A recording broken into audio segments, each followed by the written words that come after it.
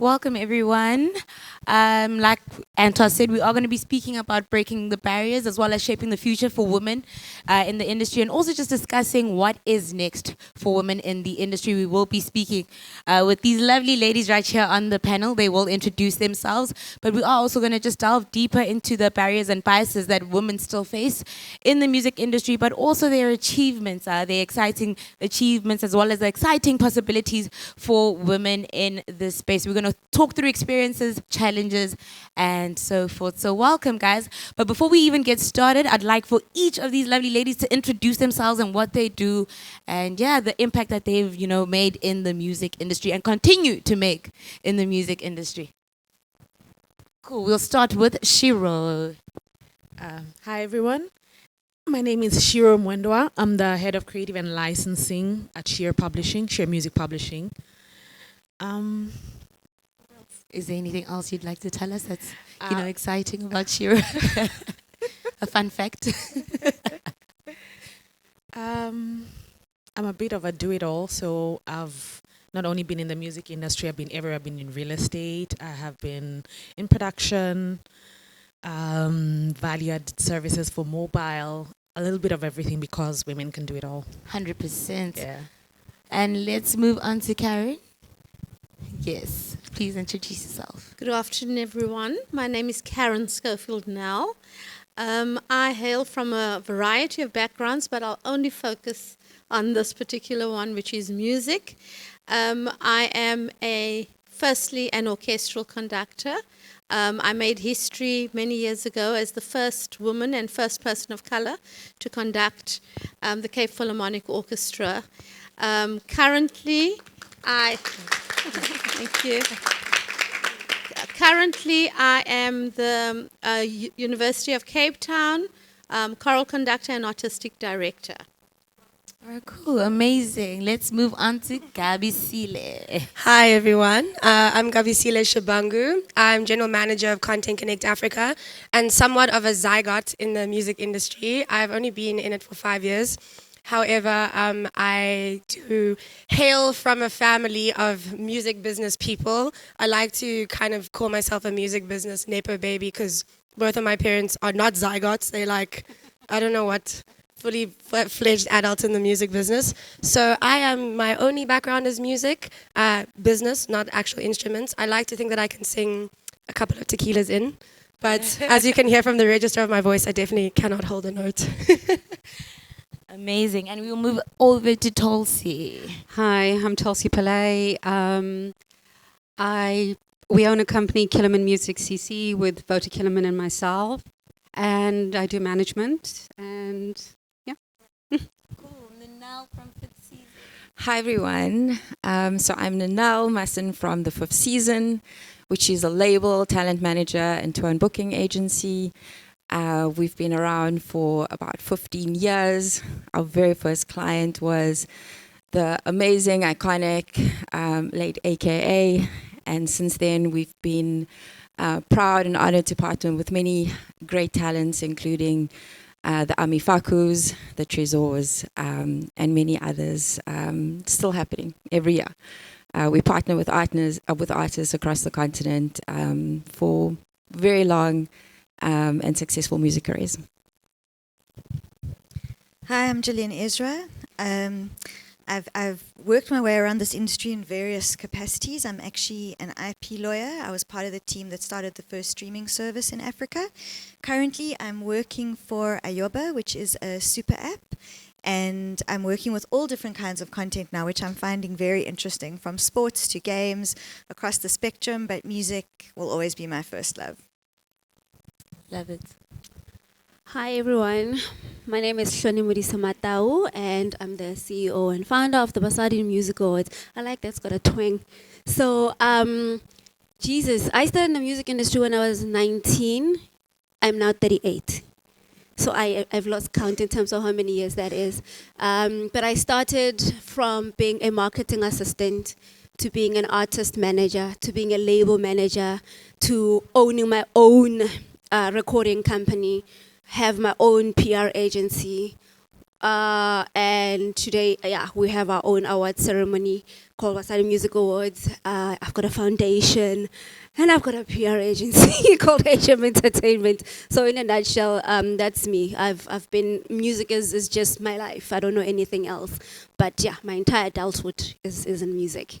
Thank you. And as you guys can see, all these women have done the most in their respective fields. So we're going to delve deeper and just ask a few questions. And I'd like to start with the first question, which is aimed at all of you. What does diversity look like, or what is it to you in the music industry? And how do you feel you contribute to the transformation within your respective fields? So I don't know who wants to start with that answer.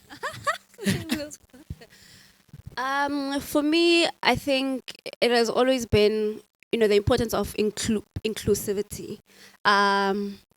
Working in the music industry, I started, it's still very formally male-dominated, but I think we are moving a bit. I would like for us to get to a point where, skills are balanced, so it programs like Basadi Musical, because we don't just focus on just the awards themselves, but other properties that are going to, transfer skills. We do workshops that, emphasize. So we want to diversify this whole, women are more than just PR people and admin people, because that's what we're perceived as in the music space.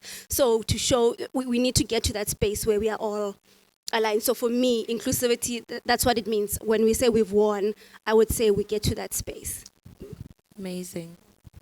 So I'm going to come from a totally different perspective. As I've moved into the tech side of the industry, and there's such an important conversation to be had about the people behind the scenes, whether it's, the people backstage or the people behind the scenes doing the coding or whatever it is. It's so important to continue the conversation of diversity and inclusivity there, because the people who produce the event will color what the event is going to be. And the people who write the code are going to color that playlist or that service. So it's also incredibly important to look, front stage and backstage and make sure that the inclusivity is right across that range.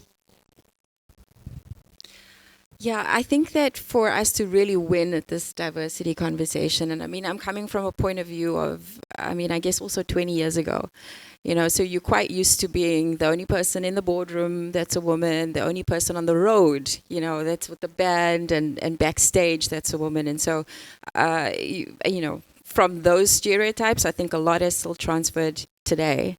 I think for me, there's probably three things that I would flag. I think the first is around representation. And I think it's a collective consciousness that we're seeing now, where people are noticing if you're the only female on a panel, or there's a festival lineup with not enough female artists, or when we look at the production credits and there is a notable that's great. We're now actually being aware of those things.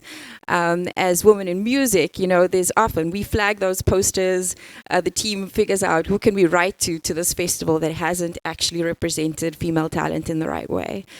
And I think outside of that, I think flagging things, which really, it's just easy for women to notice those things. I think otherwise it would be overlooked. The second thing, I think, which is changing, I think we're seeing a lot more women as decision makers in key organizations within the South African music industry, or African music industry, I should say. And I think every time there's an appointment at the majors, we've seen some great ones recently. It's a very exciting moment, because this is, I think, a lot has happened before that for these things to actually take place now. And then the only thing that I would add to that is, I think, the importance of developing capacity and a pipeline of just making access a little bit easier for females behind the scenes in music, because my entire belief is that I celebrate amazing African female talent. I'd also like to celebrate music professional talent. We should be as good in what we do as the artists are on stage or in studio. And so I'm always pushing for that. And I think through Music Business Lab, which is one of my initiatives, that's what we're trying to build. We're trying to build a pipeline of professional music talent and new businesses to come into the industry. Thanks. For me, it means so many things, but obviously music is first. So I'll say, are we contributing to it? Because I manage, we own a label, plus I manage a musician. Vote Kellerman. So we perform in different genres. Plus our band is so diverse. I mean, we've got the Rainbow Nation. We've got females, males, black, white, colored. I'm the Indian manager. So, and plus, the flute is such a uncommon, you would know, Karen, it's such an uncommon instrument. So Voter tries to combine different genres, meaning that yet he comes from a classical background. He will combine it with hip hop, with rap, with pop. So, and plus, as you know, it's our second Grammy we won this year. So we're exporting, thank you. So, Voter has worked with Zex and Numtebo because we thought we would tap into their market in Africa and expose them to the United States and to the biggest platform in the world, which is the Grammys. So we did a collaboration with them. We won our second Grammy, and we're just exporting African music to the world globally, and for them to learn our culture and what we do in Africa. Gabby? Well, like I mentioned, I'm a zygote in the industry, and with that comes a relevant amount of privilege in the sense that the doors were kind of open for me when I arrived, and also having a parent who's a woman in the music industry, it's never been a question that there can be women CEOs, etc. So, from CCA, our part, this is really just the precursor to my bigger contribution to the conversation. 3 of our 5 board members are women. Our leadership team, 6 out of the 8 are women. Our shareholders, of the one part of the shareholding, they're about 4 women. So, from the top down, the representation is there. And then, Refilwe, you're in our offices, there's a really big contingency of women. But for me, I think the next step is how do we pay it forward? Where are the trans women? Where's the LGBT community in the space? Because as we can all see, currently the best place to groove is South Africa, and there's a massive sort of zeitgeist happening where that's been fueled by the LGBT community. How many of what representation of transgender women are sitting on this panel, sitting in boardrooms, sitting as members of leadership teams in the respective labels or indies? And I think that's, as far as diversity goes, there's almost a saturation that occurs where it's like, all right, we've achieved a set of rights and privileges for one group, we're good, what's next?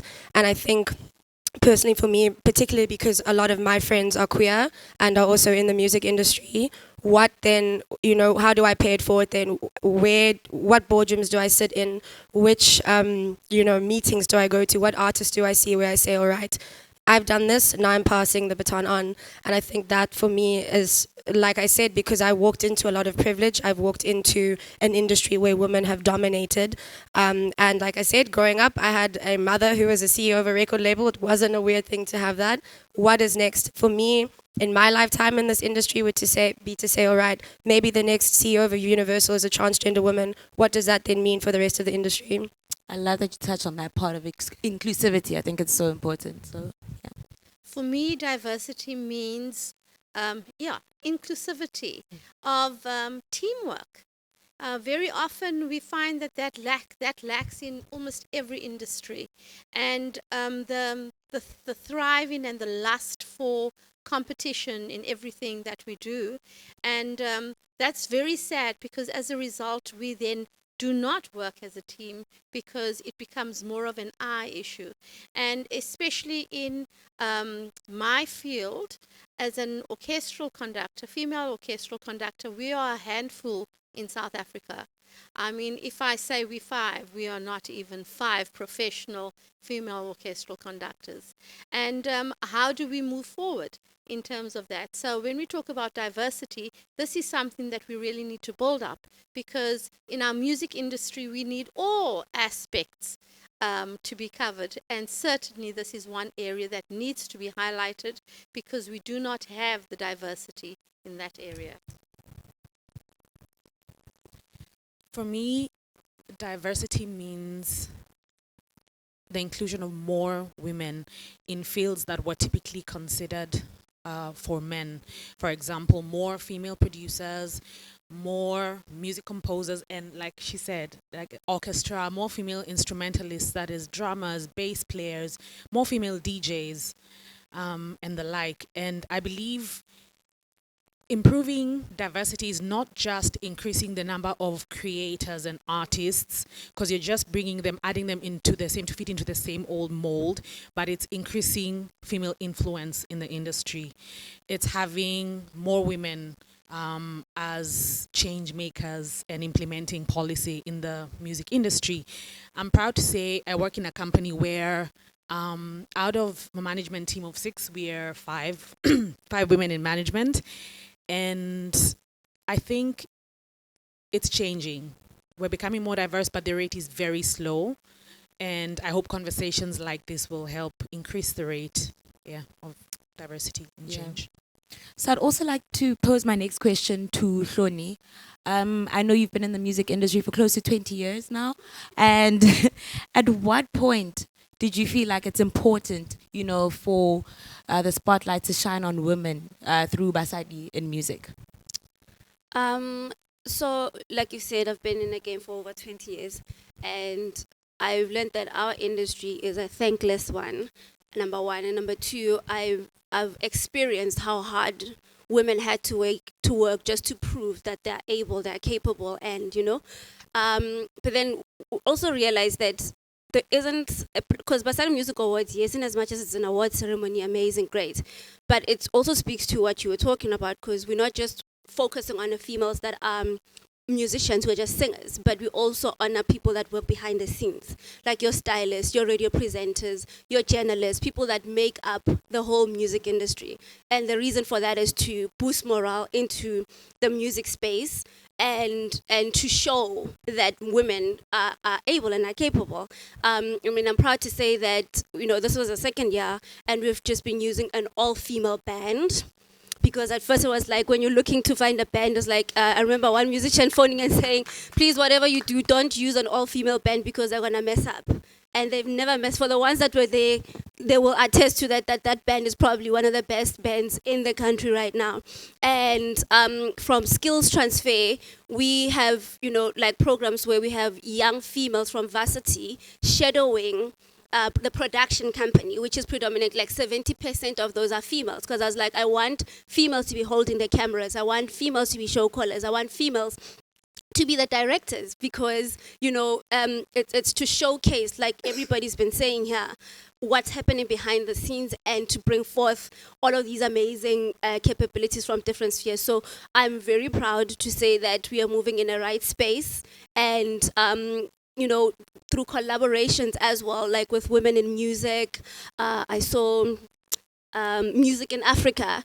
You know, we've teamed up and to say, okay, how do we now take this to open it up and sort of we include the whole of Africa? Because my idea is that we get to a point where we showcase that South African females are equally great. You know, the only challenge that we had is platforms, in terms of how do we open up the gates, and this is the platform that we are going to open up the gates, where eventually everybody gets to see what we are made up of, and, you know, do the inclusion and collaboration efforts without just looking at just one small of the pie, piece of the pie, but looking at music in its entirety for the female space. So yeah. Love it. And my next question is for Gillian. So over the years, we've seen a number of technological developments in the music space. So how do you see law and technology, you know, kind of advance women empowerment in the future? I mean, it's like the hardest question under the sun. I think, I'm not sure how we're going to see it advance, but I think what is clear is to see how it could be very harmful. I think everyone must have read a story here or there about, you know, AI and the negative bias in AI. I mean, let's be honest, it's mostly developed by men. It's got such a male perspective, and it's something you've really got to look out for. So I think in terms of how it's going to advance is conversations like this, in terms of inclusivity and representation, making sure that the right people are behind the scenes building the infrastructure that's going to push other people forward. Because if you're going to have an algorithm that's biased toward male artists, it's going to filter out all the women and ruin all the hard work of everyone on this platform. So what is really, really important is to have that representation and that diversity in the build. And I think the same, happens in law. I mean, in my life, being between music, law, and technology, like to say that I've been the only girl in the room is ridiculous. Like, happily it's changing, but it still happens a lot. And I think one of the very important things is that we as women invite other women. Like, I think 10 years ago, there was this thing we used to call the queen bee syndrome, where you had a powerful woman in a powerful position, and she actively wanted to be the only woman and discouraged all the other women, and really put out the impression that women in the workplace are these hostile beings that you don't want to be anywhere near. And I'm very proud to say that I think as women we've changed that. I don't think it happens like that anymore. The women in powerful positions are holding out their hands to other women, and I think that's so important in the field of law, which is such a traditionally male-dominated space. So I think it's very important that what do they say, you've got to be the change you want to see in the world. And just to build on that, are we seeing any laws being created to regulate AI in the industry? Now that's an even harder question. I think everyone is too scared. In terms of legislation, no one understands how AI is going to play out, and no one really understands. You have to understand the technology to make a law around the technology. I mean, if you think about it, like, just look at age restrictions, for example. There's still no age restrictions on music, which is misogynist and fairly filthy. So, like to talk about, bringing legislation into AI. And, I was watching Mark Zuckerberg testifying in Congress when all the Facebook stuff came down. And he sat there and he said to Congress, please make laws. We need your help. Tech needs that help. They need that input, but no one knows what to do. So watch this space. Yes. Yes, you may. I just want to add to the AI, because just a couple of weeks ago, the CEO of RB Mason for the Grammys, he basically said the Grammy rules specified only for this year, it started this year, they will accept music created only by humans.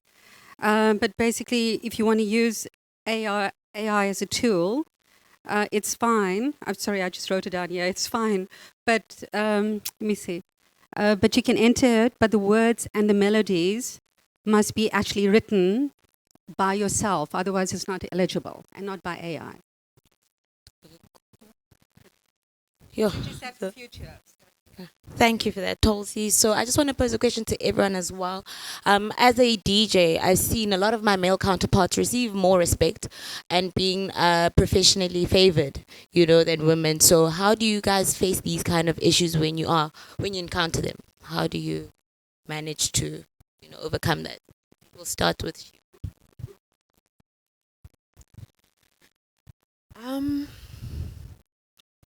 I think for me, unfortunately, where I am right now, I don't especially have that challenge. I think as women, we just have to keep kicking down the doors.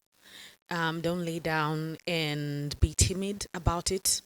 Keep taking space in platforms like this ones, because other than this one where we're all females, talking about females in the music industry, I feel like there's still not enough inclusion of women in conversations and platforms and topics in forums. You'll still find just 1-2 women, and then majority of them is men. But it's pushing for that. And we who are already in some way through the door, it's making space for the rest, bringing more women to speak, bringing more women to take part in the conversation. Yeah, and you are right, it's not fair, it's not balanced, but it's changing. It's changing. I was looking at the Billboard top players list, and there was a time there were no females at all. And last year we had 4, this year we have 6, and I believe it's going to keep growing. There's a time it's going to be 15 women. Yeah, so. For me, the impression that is left when you only see males doing something very well is that a female is not as good at it, at a specific skill or task. And in my world, I find that because it is male-dominated all over the world, currently there is a program about 1,000 female conductors a day. Let's see if we can post that when we cannot even post that in the world globally. We have less than 1,000 female orchestral conductors. And that is a travesty in itself. But what I would say is that with male conductors, they have had the opportunity for years. Women are struggling to move onto that platform. And it is not because of a lack of skill from a female orchestral conductor, but a lack of opportunity. And that is the biggest issue that we are struggling with as female orchestral conductors. We just do not have a platform in which to perform. We have 4 main orchestras, and they are either dominated by male conductors from abroad, which is wonderful. We need to build up the footprint of our country, 100%, our musical footprint, and I'm not saying that shouldn't be done, but recognize what is here and see how we can build up the talent that we do have. Currently, there's nowhere that you can train as a female orchestral conductor. I think there are 1 or 2 institutions now, but the bottom line is that we are really a complete minority, and we need to change that. Sure. Well, I'm still a bit wet behind the ears, so I still have, the louder you shout, the further across your point gets. But there's a couple of my male colleagues sitting in the audience who will attest to the fact that I currently now, as Shiro mentioned, it's not as bad. Like I said, I have a lot of privilege and haven't experienced, I guess, sexism or misogyny, I think, on the scale that a lot of women on this panel have had, having to come through the industry. But my thing is, kick down the door and then leverage my privilege. So if I have an opportunity to be in a boardroom or to be sitting in a session with publishers or artists or any sort of collaborators to say, okay, well, hold on, I have Fifi. I have Lelo, what's good? I've got, I don't have Uncle Waffles, but I imagine that's how those conversations went. And to actually leverage the privilege to bring everyone across the line and say, I don't need to shout that loud anymore, but what I'm going to do is in these strategic conversations, I'm going to position women. I'm going to give opportunities that were afforded to me immediately. And it's a very small little revolution, but I think that the ripples of that are a lot longer than, the window dressing that I think we see a lot in the industry. And I would like to say, on your point about women DJs, currently it's Uncle Waffles and Durban Gogo who are eating up there at Afro Nation and Lollapalooza and not Burning Man, because Burning Man's underwater now. But I think those small little revolutions that happen as you, like you said, bring people across the door, bring people across the finish line, that's what actually has effective change. And I don't think change is sustainable unless it's enacted every single day in whatever small way is possible. So, yeah. I love that. And Tholsi? Oh my God, I could write a book about this. Anto Stella out there was my mentor. So, but anyway, yeah, when I started, it was difficult. And then eventually I got into being vice chair, chairmans of different organizations. But it seems like men generally need to fill their quotas. So they bring in females in, and you're very warmly received. And then when you have strong opinions and they feel like you're challenging them, then they drive you out. So this has been my challenges, sitting with men on board. And I come from a corporate background, so I used to do labor relations. So I also sat on boards, we were part of the Labor Relations Act and all that jazz. And then coming into the music world, I felt the same way. But I'm so passionate about what I do and I was taking up all voters' time, sitting on boards, running around and doing all this work, because as we all of us know, females do most of the work. That's what I feel. But it's changing. It's changing. And in 2014, I decided to resign, spoke to Antos, and cried a lot about lots of things. And then I decided to resign from all the boards and become the most powerful manager in the industry. So yeah, it's been challenging, but yeah, I mean, that's what happened to me, yeah.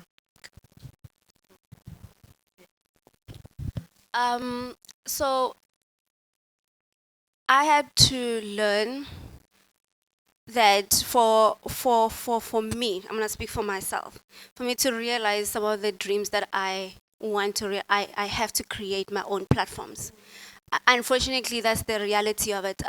For when I brought up the whole thing of when I have an award ceremony, it was like, okay, number one, you're not backed up by a big corporation. Number two, you need to be under, and there's little old me that says that this can be done, but people will be like, let's see you do it first before we can jump on a bandwagon. So you have to understand the frustration of having to do the first one because you want to show that it can be done, and understanding the responsibility that lies in that, because by you showing that it can be done, then it shows everybody else that's sitting on this platform that has dreams, or you're an orchestra, for example. When you want to do your own thing, people are like, okay, it's not a thing. I was told South Africa is not ready for an award ceremony like Basadi Music Awards, which is like for women. I was told the industry is not ready for an award ceremony like that. West part, you're a female, is not going to be done, right? So I had to grow, for lack of a better word, balls, and and show that the first one could be done. And then, as hard as it was, I thought that the second one would be easier because you showed that the first one could be done. But still, it wasn't the case. Now you're caught between, do I continue or do I not? Because you've seen that it can be done. But now, where's there so that we can, I'm not going to stop, but what I'm trying to say is that for everybody that feels like the industry is like this, like we have to get to a space where we create our own platforms. For you to get to realize the things that you want, if you want to wait for people in certain spaces to design things so that you can plug yourselves in, you might wait for a long time, and that time might not even come.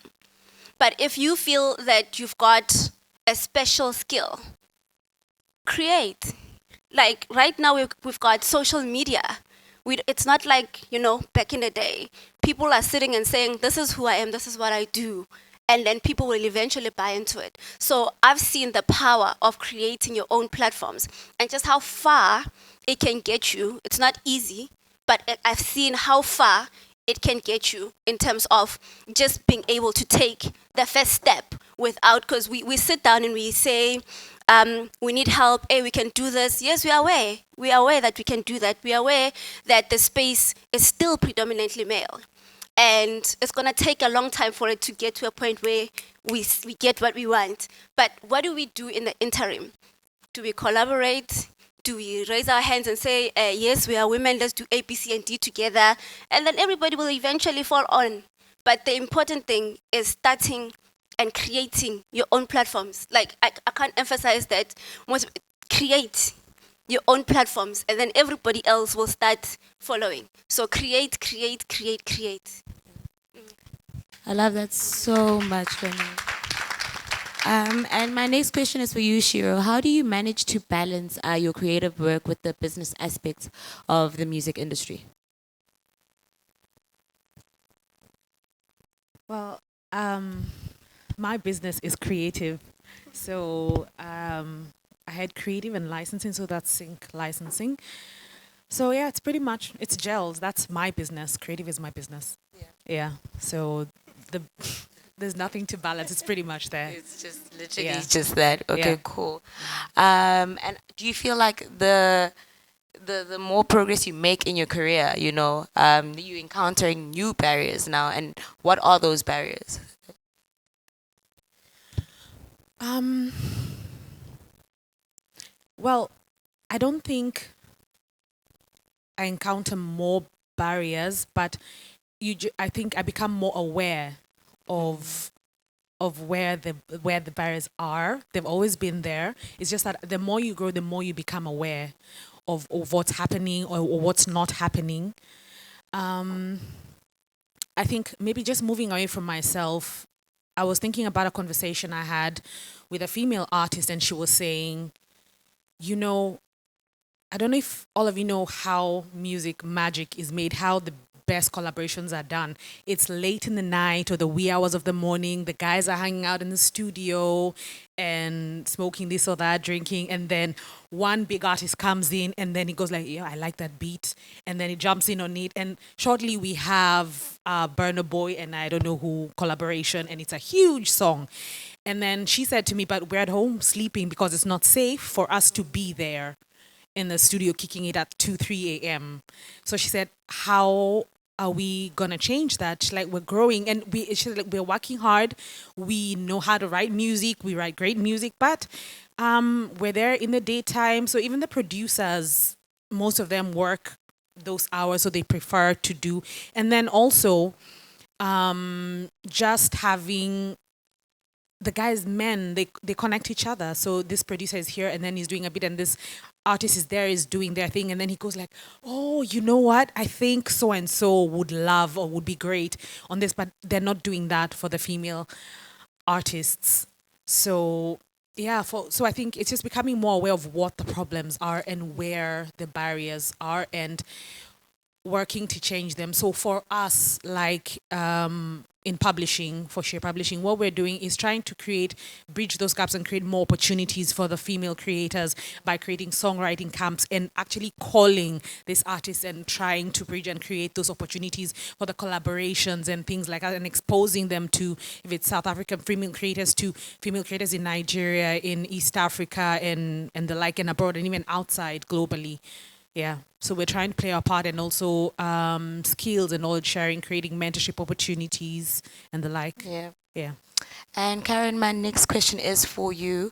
You did mention that there is a massive gap of female orchestras in the world, right? And specifically in South Africa. As the first woman of color to lead the Cape Town Philharmonic Orchestra, how has that been? And also, how have you ensured that a lot of women, especially from impoverished communities, have access to that space?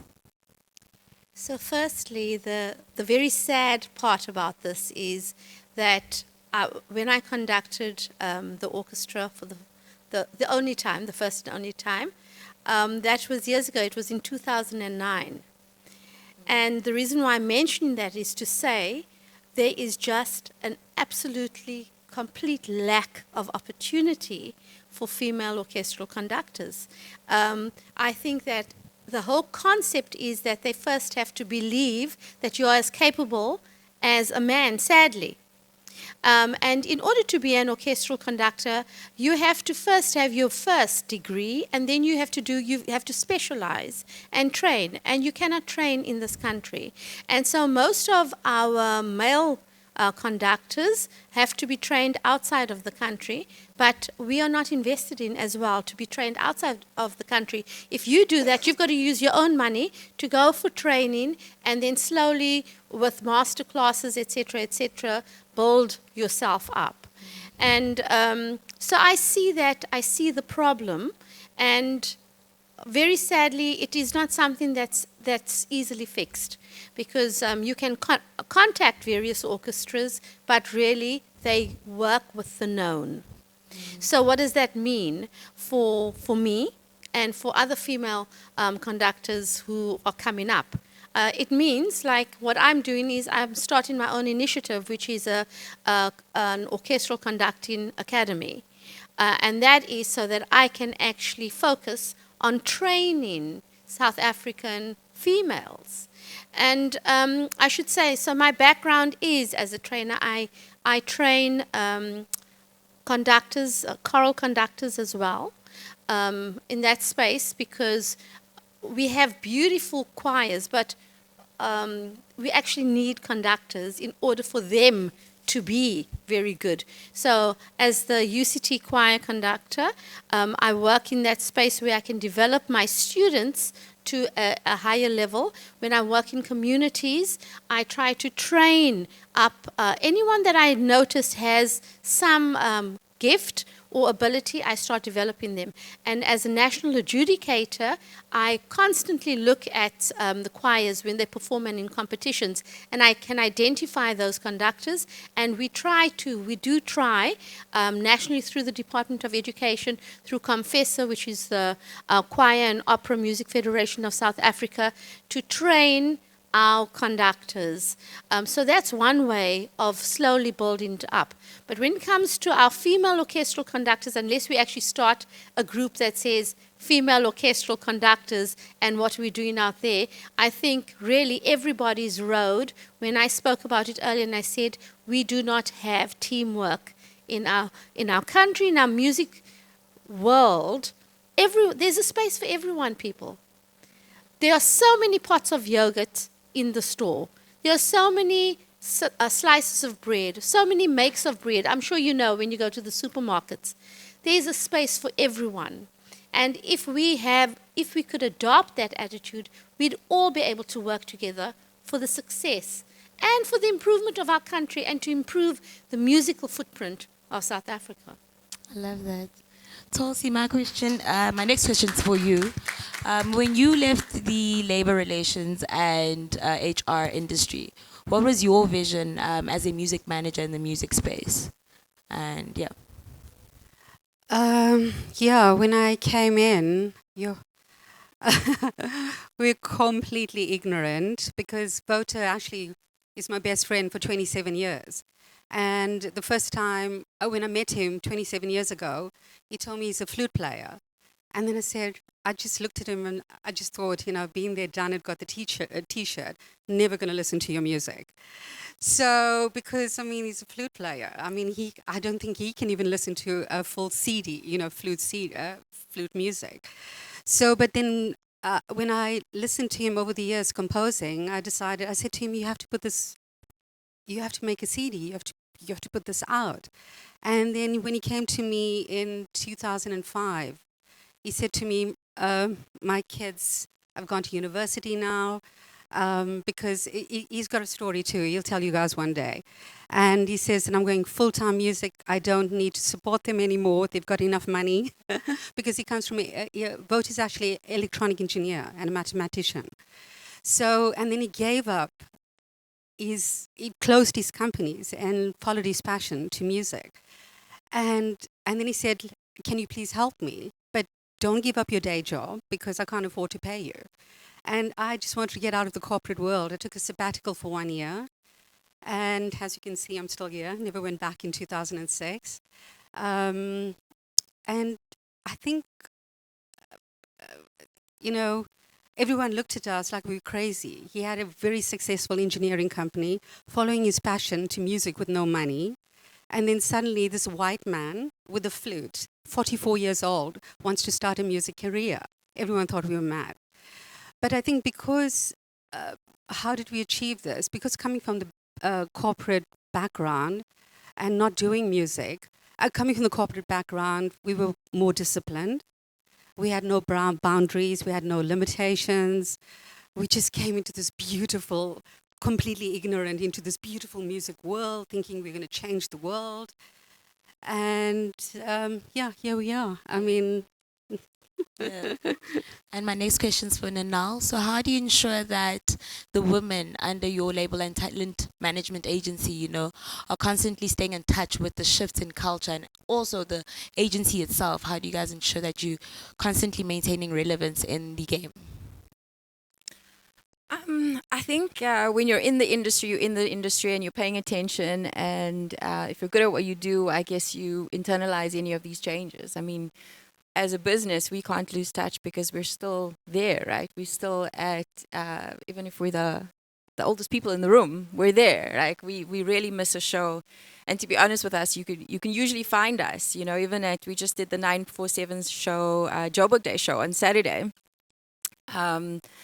We actually did an AKA tribute set. And we were in the audience listening, not just for the response to this, but also to when Mapurisa played Masibe Happy and Ami Faku, and we wanted to actually see if 2 years since that song was released, people was, and they were, right? So, I mean, this is part of a touch point for anybody that operates in the music industry to make sure that we do that. And I think as it relates to diversity, I mean, Ami Faku is obviously one of our most dominant artists, and I think, you know, I mean, Female Artist of the Year, Most Streamed Artist of the Year, she's had many of those accolades so far. And when we first started working with her, I think somebody mentioned this, you know, we moved an artist that was very young at the beginning of their career from their tiny town in PE to Johannesburg. And my partner and I need to take responsibility for everything else that goes with that. And it doesn't mean that you're able to miss opportunities. So even if it is 2 a.m. and you get the call from a producer to be able to record something, we're going to just make it work. And I think this is where your team becomes important, being aware of those things and making sure that you don't miss that out.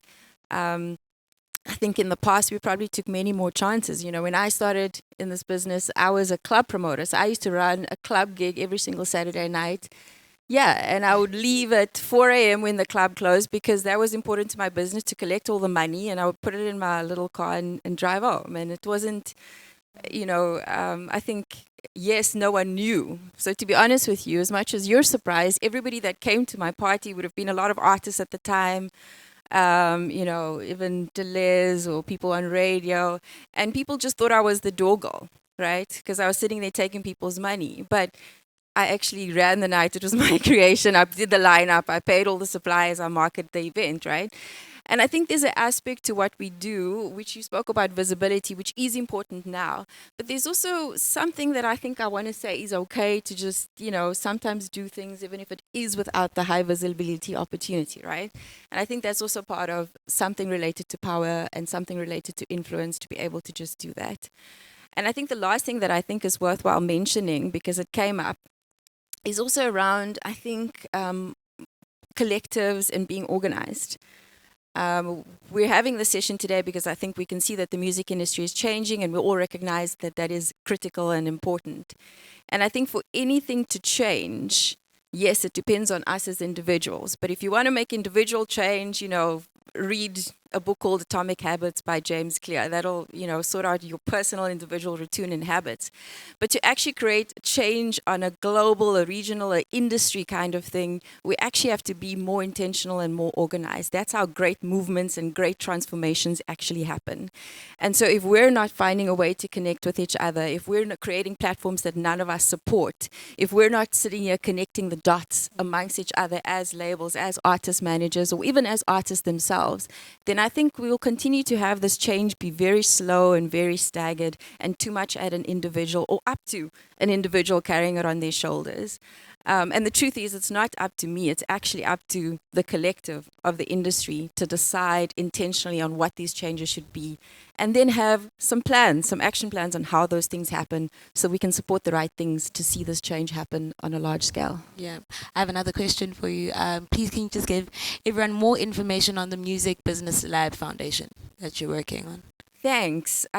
Sure. So that's a foundation that we just launched. One of our the whole idea is around just building the music industry ecosystem. So, you know, we've always, even as a tiny independent label that doesn't pay major label salaries maybe, on training and finding the right people to work with in our organization that's willing to roll with us, right? And so we've always, I think, probably had that challenge in the past. And so I thought, what if we intentionally create a program that brings up more of this talent that we can sit through with not only training and upskilling, but then also look on the entrepreneurial side so that a company like Fifth Season that's starting in 2023 doesn't have the same challenges we had in 2009, right?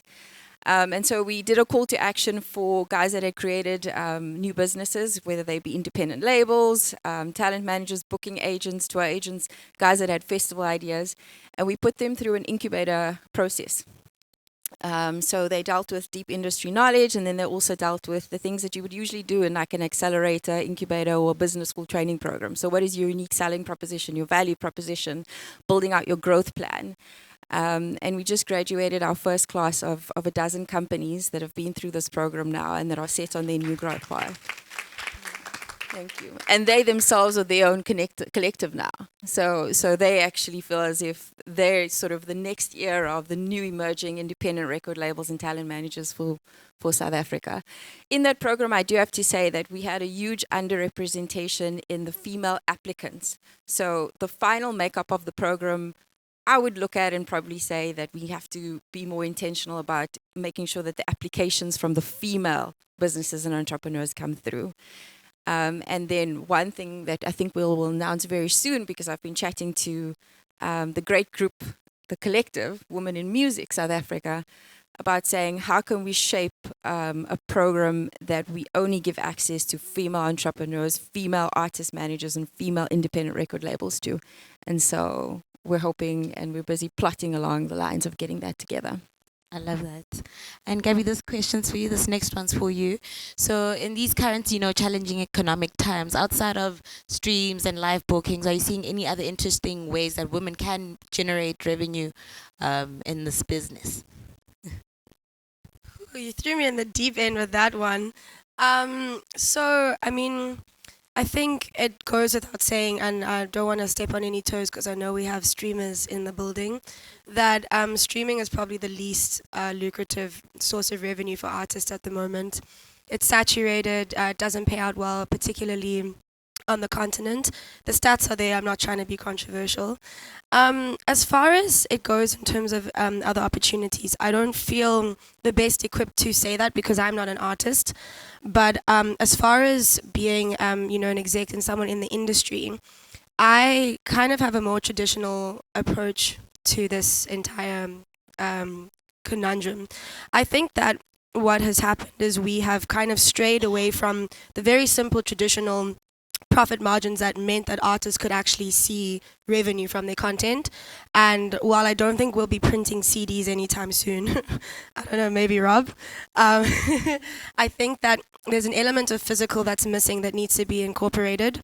And I've seen it when we were in Ghana. There were people selling, obviously it's pirated, but still it was the idea, selling USBs with music on. And I know the regulations and how you control it, etc. But already in these sort of micro economies, people are saying, well, I can burn this onto a USB, I can sell it for $5 and I'll pocket $3 shop. I know from a piracy perspective, there's some issues there. But then live, of course, I think live, and I say this in pretty much all our A&R meetings, that live is going to be what saves the industry. We're seeing it in South Africa now.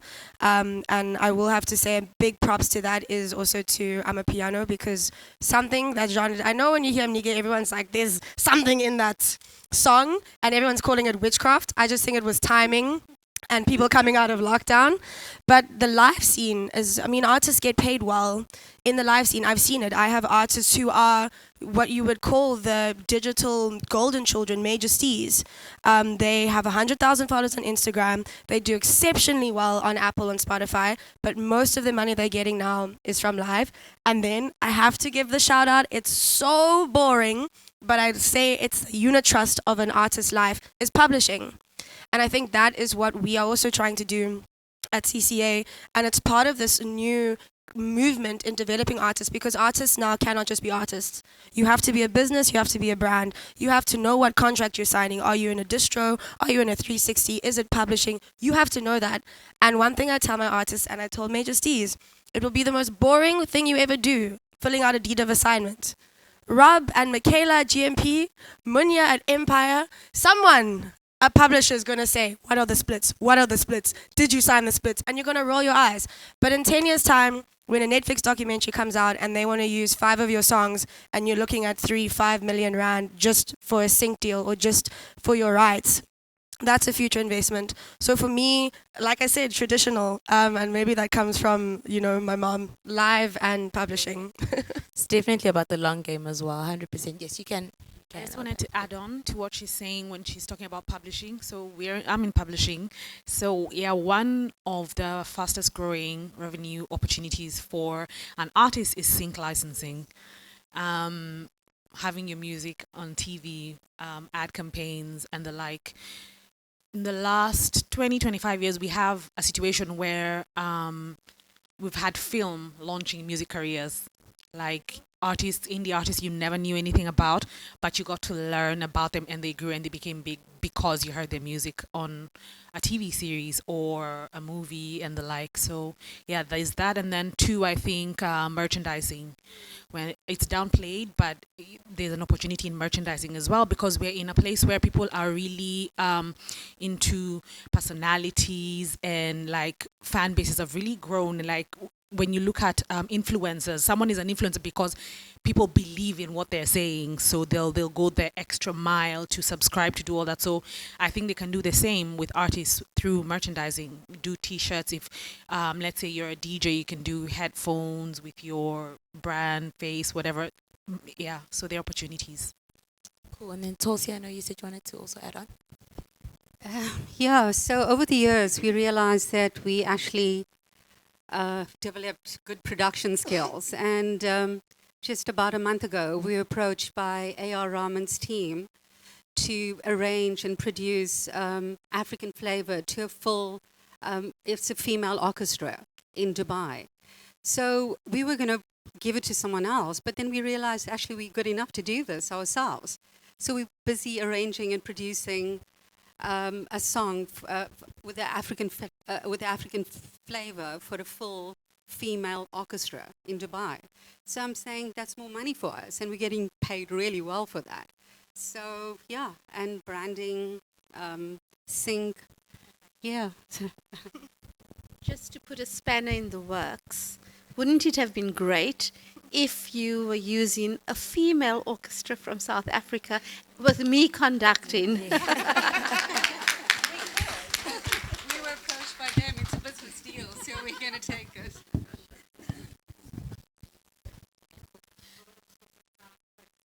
All right, cool. Okay, cool, no problem. So we can then open up the floor to any questions that you guys might have. Can I do one mic at a time? Okay, who was first? Yeah. Can I start here if you don't mind? There we go. Thank you. Good afternoon. Is it afternoon? Morning, whatever. Hi, everyone. My name is... Oh, Gabby, I know you from school. My name is Kabelo. I'm actually from a different industry. I'm from animation. And I have two questions.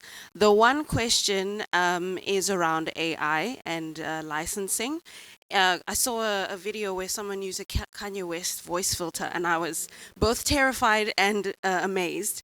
And I thought, is there an opportunity for female vocalists to license out their voices to be used in AI? And I asked that because I'm developing a TV show that is... it's called Rory Sang and the Girls. I'm pitching it tomorrow afternoon next door at 1 o'clock. And it's about this girl who loves K-pop, and she wants to make her own Afro-pop band. And it's 5 girls in this group. And I wanted to investigate AI, but in a way that it satisfies whoever's voice we're using, you know. Because if you're going to record 26 new songs for a TV show, I don't know if an artist has the time, if they have to do an album and a TV show and all of that. So that's the one question. And then the other one was, in realizing that I come from a different industry, I've been in animation for 8 years now. And I'm trying to do this TV show about music and these girls who are starting their own band. I need to build a business model around the music for that TV show. So just, and this is for anyone here, a question around what's the best place to start in terms of learning about music business, specifically around film soundtracks and albums for animated TV shows. And then the other one was about the AI licensing of voices. Who's answering that one? Gillian. I will take the AI one, but I will tell you that it is a very, very hard question. So licensing is about what a person is willing to license, right? So if you find a vocalist who's willing to license their image and their voice, there is nothing stopping that person. They can license whatever it is that they feel comfortable and they believe in. But I will tell you this, you may all have noticed that there's a writer's strike going on in the US. One of the issues they're striking on is exactly this, because studios now want to license a background actor's voice and image, which means that will be the end of work for all extras, all makeup artists, set, costume, everything. So it's devastating for the industry if something like that is actually allowed to happen. But nothing stops a person from making it happen. I'm going to give to Ninel to answer your question about shows and business plans. I mean, just to add to this as well, I mean, unless you were not licensing and creating a virtual human, obviously we see that happen as well. And we see a drive to be able to use that for like news readers as voices and image. There's a lot of, the thing is, there's develops on this like almost every day. Like it's hard to keep up to answer that question, I think, but there's probably a lot more research that can be done. And same to your second question about the business model. It's not probably something that I can answer you in 60 seconds. You probably want to do a one-on-one offline with not just me, because I'm coming from the label, artist management and live side, but actually to understand the publishing and the sync side, you also have to make a few assumptions, and there's, so many different scenarios that I think you need to sit down with someone. Yes. Coolio, good day everyone. Olwethu Gabisile from the film sector. Swift, sisters working in film and television. So it's not a question but a compliment, which is so refreshing to see women breaking barrier in the music sector. Perfect example is like the Netball World Cup. The entire world was looking at us, and we held it down. Gratefully so, because we had an all crew, women crew, broadcasters, showrunners in the film sector, part and parcel of the Netball Women World Cup. So yeah, this is so refreshing to actually see now also the music sector also taking part and parcel in this tier that we're trying to build as women in every sector in South Africa, in the continent as a whole. Thank you. Thank you. Any more questions? Then come back here. We'll do three more questions. Hello, I'm Katrein, and I don't have a question. I have an answer for you. I used to work for Universal Music Publishing, and Kelly, my colleague, does production music. So basically, if you have a film and you're like, oh my goodness, we don't have budget for music, and we really want, bespoke music for the film, what you can do is you can take library tracks. So you can go on a library, like Universal Music Publishing has a library, lots of labels do. Then you can take the song, they'll give you the stems, and then you'll be like, okay, I love these K-pop songs, and then you can get South African artists or your actors to sing on those songs, and it'll work out a lot more cheaper and affordable. And the quality is high. So, yeah. Thank you. I hope that answered some of your questions. There you go. Next. Okay, this is last two. You both each got a question. Okay.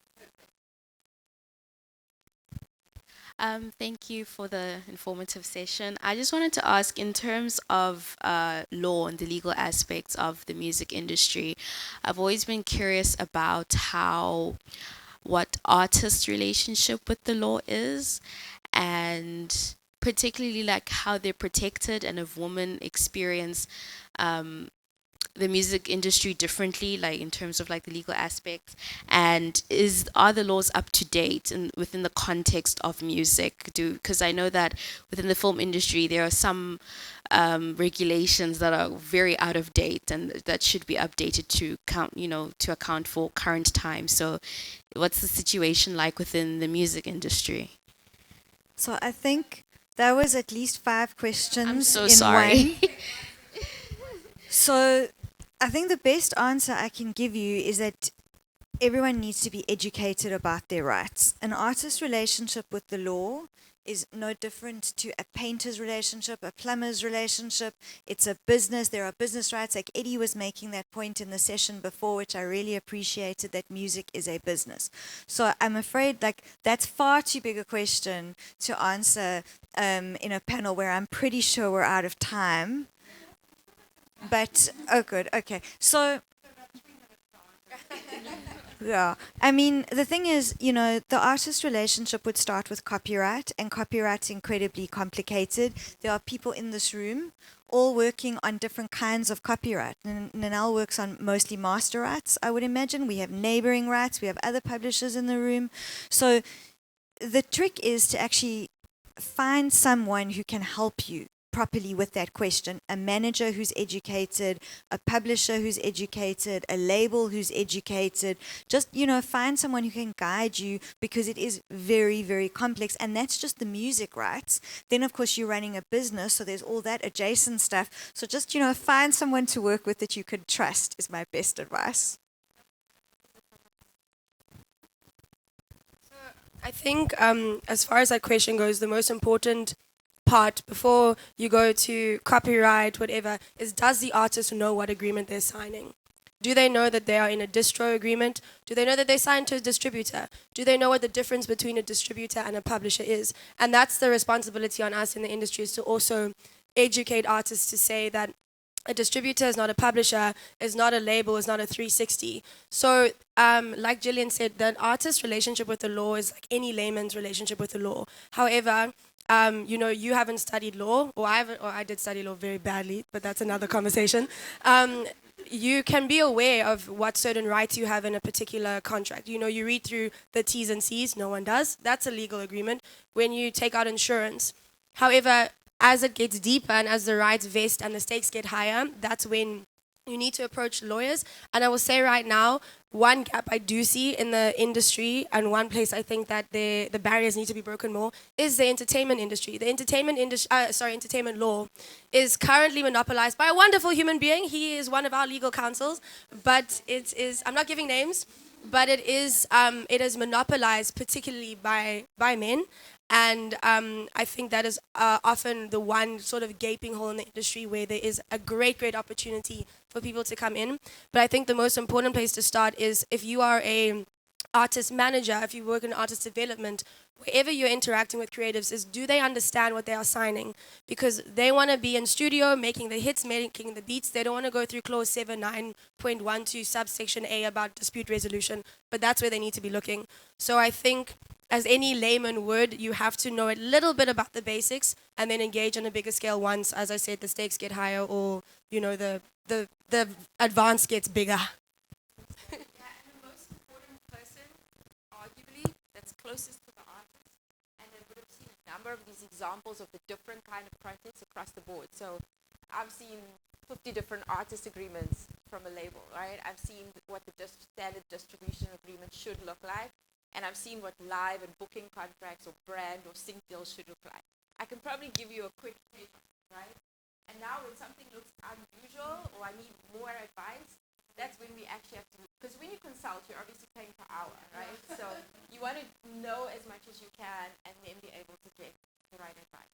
So that's pretty much exactly the point I wanted to add, is law is not a mystery and it's not a miracle. Read the piece of paper and see if it makes sense to you. And don't ever let anyone say, oh, you don't need to understand that. You do. It's not a mystery. Honestly, it's words on a piece of paper. You're a human, you speak English, read the words. And don't let anyone tell you that they're too hard for you or your opinion doesn't count or any of that nonsense. That's rubbish. If it's your life, your opinion's the most important. Make sure you understand the piece of paper. Read it twice. Read it twice. And don't take responsibility for yourself. That's what Ghost and I did. We were completely ignorant in the industry. But we read the fine lines. Everything, we take responsibility for ourselves. So that's basic. I don't think that could be emphasized. Hello, my name is Simphiwe. I'm a student at UCT. I just want no, not law. This is just a general question for everyone. What advice would you give for women who are kind of hesitant to penetrate the music industry because of kind of false connotations or negative connotations? From the perspective of a student, my mother, you have to get a degree first and you're heading that way. Politics, okay, I'm doing a politics degree, but I genuinely just want to be an actor, singer, and I know so many other girly pops that are really restricted by opinions and, parents kind of sheltering them, etc., etc. Yeah. So I'm going to answer as someone who left university not so long ago, it's two parts. I just fundamentally believe currently the state of the world, and it's particularly where women are in education, that having any sort of qualification, whether it's a degree, a certificate, something, because whether or not your career works out, you could wake up in 10 years and say, oh, Shap, I don't want to be a pop star anymore. Yeah, you'll have some money in the bank, but you have something to fall back on. So I'm a very big proponent on actually extending your education. Like I said, it doesn't have to be a 4-year degree. It doesn't have to be a bachelor or master's, but certainly that the reason I say that is that comes in handy down the line. If you are in the business, I started in the business as A&R. Like I said, I studied BA Law very poorly, decided to do my honors in English, and now I ended up in business affairs, actually working in legal. So I think that it's very necessary to have something to fall back on, whether it's because you change careers or because your career doesn't work out or just because you want to actually, develop your knowledge. But I don't know about the connotations because currently, and I think also, I don't know how old you are, but you're in varsity. Currently, the coolest thing to be is in the music business. So, and I'm saying that like as a joke, but the biggest currency that's coming out of South Africa now, and I'm not promoting drinking or anything, but it's groove culture. We have curated a genre that has decimated what has previously been there before out of a pandemic. And right now, and this is me on my soapbox saying, how incredible it is. There's obviously a downside. But right now, where South Africa is positioned, if you take advantage of the luck that is in abundance in this country, just based on what we have done with Amapiano, with our artists who are touring, who are headlining these festivals, now is the time to take advantage of it.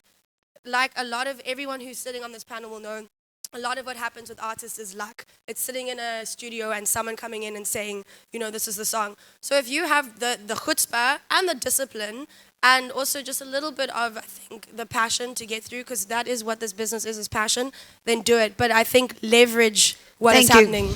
Thank you, Okay, Gabi. thanks, I'm going to Mom. start cutting Cut me everybody off. short now. Can anybody else a quick comment before I hand over to the last question? You can hand over to the... Okay. All right. Hi, guys. First and foremost, thank you for all being impeccable role models, especially for everybody else. My question is, I think based off of something that Shiro said and something that Hloni said about the difficulties, let's say on Shiro's example, the environment in which songs are created, or these big songs is maybe late at night, or I want to platform and champion something specifically for music. How does the industry at large create a better ecosystem for these things to happen, right? Because it's going to be very difficult to try and get the guys out of the studio at 12 because, that's just how they are. It's going to be very, very difficult to want to break down that first initial wall to get people to believe in you. And you said it was even harder the second time, right? So how does the industry at large, right? So myself, other different industries, media production companies, how do we create an ecosystem that allows for more flourishing, if ever that's the best way to put it, right? So that all of these barriers and walls, just to kind of also pick up off of what Sims was saying, right? Is to say that we've got all these connotations and all these things that people are currently challenging and fighting over. How do I play my part, and what can the industry at large do to create a healthier ecosystem to not only make a hit song for a lady, but to have her feel safe at the time, to not only have, the third one be the easiest one, right? To have the first one and say, okay, cool, we've actually got Universal in the office. They want to come and assist us in doing so. Or we've got, because you essentially had to create it all yourself, right? So Women in Music had to do it on its own in order for it to get there. So how do the rest of us play our part in creating an ecosystem that's healthier to have you guys thrive? Who'd like to answer that? Okay, cool. Collaboration. Collaboration. So how I started, we didn't start with a big budget. We started with zero. So I have a friend who does social media, who does events management, who's a graphic designer, and then we designed a logo, and then the next thing we could put together an event, right? But what I need, let me speak for Basadi Music Awards, is collaboration. I need, for example, when you, instead of hiring venues, you get people saying, come to Universal and have an event, a workshop at Universal Music. When we want to take artists somewhere else, just someone saying, I know who and who and who. So what I've been doing is trying to reach out to as many people as possible to say, hey guys, here's a platform. How can you guys plug in to help us make this thing to be bigger and get it to where it needs to get to? So how you can help me is when I call. Answer the phone. Answer the phone. Answer the phone, and let's see how we can help each other. But the biggest thing is collaboration. Collaboration. So another way of saying collaboration is create opportunity. If you want to help the woman, look for them and give them an opportunity. If you're sitting in a room full of men, there's a chick sitting by the door, and every time she speaks, someone speaks over her, call on her and say, what's your opinion? Yeah, that's so important. Just create, so collaboration, create opportunity. Just if you have an opportunity to include a female artist, a female behind the scenes person, whoever it is, just, call on them and show them that there's opportunity, because women also get a bit tired of constantly having to push themselves forward. And sometimes you do just sit at the back of the room and not open your mouth because you're so tired of the fact that everyone talks over you. Just call on her and say, what's your opinion? Thank you. Anybody else quickly? Can I add that? So collaborations, absolutely. We do lots of collaborations. I mean, we did a collaboration in Global Youth Choir because I found them on the net, fell in love with them. So voted it The Shape of You, took them to America's Got Talent. We did the new Grammy now. We did a collaboration with Zex Bentwini and Umtebo. Mzansi Youth Choir, we use the same formula in Global Youth Choir. Now they at America's Got Talent at the semi-finals. Just collaborate and give people opportunities. That's what Vote and I do. I'm cutting everybody now, guys. Cold email companies, email whoever's on this panel and say, I have 2 weeks in my summer break or on my, can I come spend 2 weeks with you seeing what you do? Like just something as small as that, just start there and see what other opportunities. Okay. Yeah. No, I mean, absolutely. I know this conversation. There is another question which I'm going to allow, but I think Gillian made a really important point, and I just want to make that comment. Next year I'll be 40 years in the business, but I can promise you that still I am not heard. And when I raise my voice to be heard, whether it's in the boardroom, whether it's with a team, whether it's then that I'm a very loud woman. And I've been called a bulldog. I have been called numerous names just because I have to raise my voice and be heard. Even at my age, I still have to raise my voice and be heard. And it is unfortunate, but it's really, really true. Reach out and have you network with the woman. I'm sorry, here's your last question. So this is not a question. I'll just introduce myself. I'm Delta, known as Delta the Leo. I want to say huge respect to the queens. Hloni, I want to say, you made us strong as women. I was nominated for Best Reggae Artist, and I remember I was like, oh, okay, I didn't win. But what I was glad was that you had workshops before the awards, and at the workshop, I remember Misaki said, just because you're in South Africa, don't think South Africa, think abroad. And after that workshop, I actually got a sponsorship. I was in Sweden. I just came back from Sweden. I was basically booked every week, and this is after being in music for 10 years. And I mean, I'm represented by CCA and Share Publishing as well. So to be here today and be able to say, yes, it is possible, but it's a lot of hard work. I got my first sync deal through Zweli. I think it was for, it was on SABC too. So it is hard work. It is a lot of dedication. And I'm thinking, 10 years, the ladies sitting in front of us have probably been doing it for many, many years. So we take the courage from you. Please don't stop doing what you're doing, because it's really hard for us as females.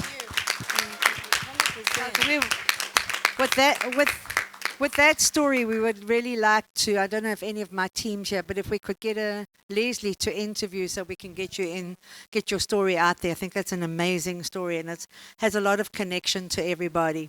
Thank you.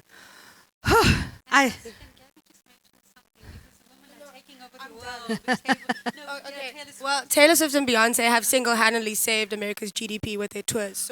So I think that's. $60 billion or something.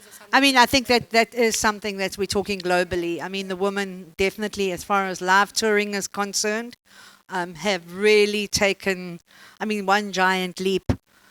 Ladies, I mean, I think I get very tearful when I see such an amazing lineup of women. I mean, it's so amazing for me to see, but you have a lot of work to do to raise the next sustainable female. And again, this is with all due respect to the men in the room. It is women's time. It has been, I know, I started, as I say, 40 years ago. Can't even begin to tell you. But the one thing that I can always say in my life, the people that gave me the most respect were my artists. And that's what I really want to reach. The likes of Lucky, the late Joseph Shabalala, the late Lucky Dube, the late Mahlatini. I always got so much respect from the artists, but never from my colleagues in the label. So thank you so much for sharing your time. I think that most of the ladies are here for the rest of the day, the rest of I'm hoping the rest of the conference. Reach out. There is a stand, the Times Live Music Arena stand. I'm sure you're more than welcome to go there and spend some time there with meetings. Refilwe, I'm going to give you the last word, but I just do want to say for those people, labels, publishers, music industry and artists, the next session is radio and TV monitoring.